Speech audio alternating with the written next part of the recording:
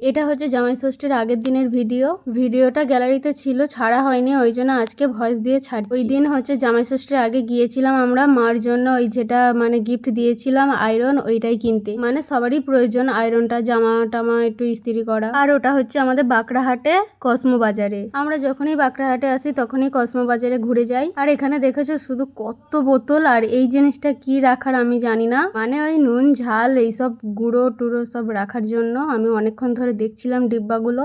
যে আয়রনটা কিনেছিলাম সেটা তো তোমাদের সাথে দেখানো হয়নি, মানে এই ভিডিওতে বাড়িতে গিয়ে ভিডিওতে দেখিয়েছিলাম। আমি ভেবেছিলাম এই ভিডিওটা মানে জামাই ষষ্ঠীর আগের দিনই ছাড়বো, কিন্তু পারিনি। তারপরে ফেসিয়াল কিট কিনবো বলে মেকআপের জায়গায় গেলাম, তাও পাইনি। আর আমাদের রাস্তাঘাট মানে বাঁকড়াহাটের রাস্তাটা দেখো পুরো ফাঁকা হয়ে গেছে, 10টা বাজে। আমরা বেরিয়েছি রাত 8টা, তারপর দেখতে দেখতে অনেক রাত হয়ে গেছে। তারপরে মিষ্টি দোকানে গিয়ে রসমালাই মিষ্টি কিনে নিয়েছি, আমার ফেভারিট। তিনটে নিয়েছিলাম, একটা ঠাংমার, একটা আমার, একটা দেওরের জন্য। তারপর রাতেবেলা এসে আমরা মুড়ি খেয়ে শুয়ে পড়েছি।